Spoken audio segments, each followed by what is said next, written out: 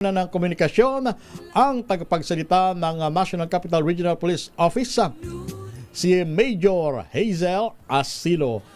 Major Hazel, magandang umaga at Merry Christmas. Si po. Romel Fuertes at si Jackie Resio, ma'am.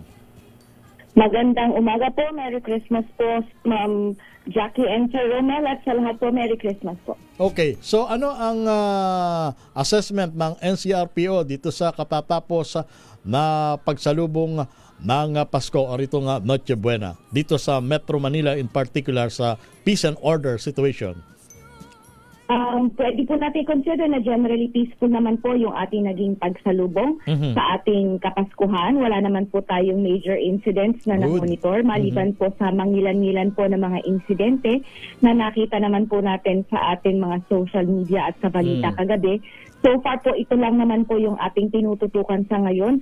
Pero po, para sa lahat, sa mas nakakarami po dito sa atin sa Metro Manila, naging maayos at mapayapa naman po ang kanilang mga naging Noche Buena. Ano yung mga karaniwang nirespondihan ng ating kapulisan, Major Hazel, nitong katatapos na Noche Buena? Yung mga tinatawag na petty crimes?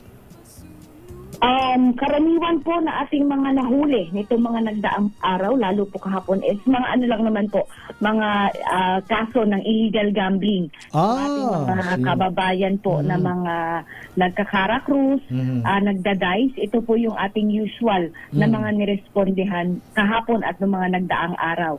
Maliban po din sa ating mga nakita kahapon, yung mga medyo karon ng kainitan sa traffic, pero agad naman po itong nasolusyonan. Nagkaroon naman po ng amicable settlement yung mga yung pong nakita natin na isang van at saka po yung nasagi niya na motor na kahapon, ay nagkaroon naman po sila ng maayos na pag-uusap.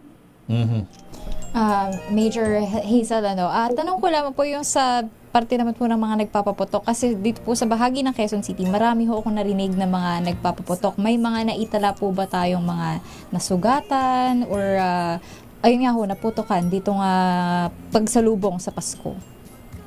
Based po sa ating pag-monitor simula po noong December 16, meron lang po tayong 8 na mga na-monitor. So yung kahapon po, baka po hindi pa po ito nasasama doon sa ating firecracker-related injury.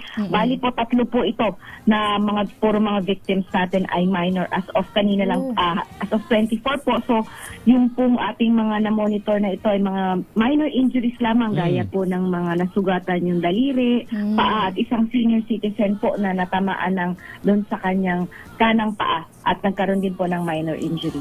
Wala rin tayong naitala na indiscriminate firing, Major Hazel, sa pagsalubong sa Pasko? Kasi usually ganyan hindi ba?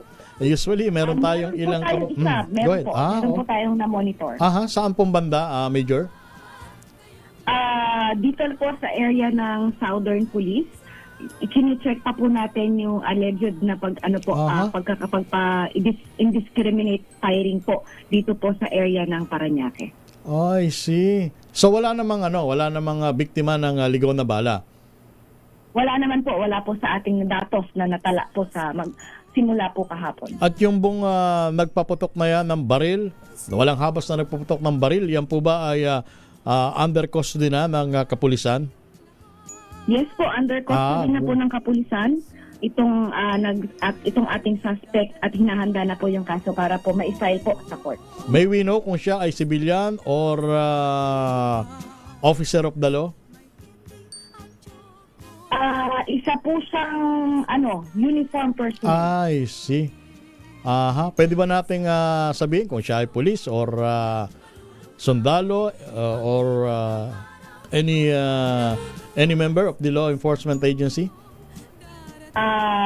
Sa ngayon po ay inaalam pa po namin yung kanyang talagang kung saan pong ahensya siya nakabilang. At patuloy pa po kasi ginagawa nating investigasyon, at syempre po yung ating po kasing mga victims ay inaalam pa po natin yung kanilang side dito sa storya ito. Yung nagpaputok ng baril under the influence of liquor? Kasi kadalasan ganyan Hindi ba, Major? Pagka nakakainom at yung alak inilagay sa ulo, sa halip na sa tiyan, at mayroong iniingatan na baril, usually ganyan na nangyayari. Under influence of liquor po ba? nung siya ay ma-apprehend ng kapulisan? Hindi po siya under the influence. Opo. Oh, so mas mabigat yan kasi normal ang kanyang pag-iisip. And without any apparent reason, nagpaputok siya ng baril.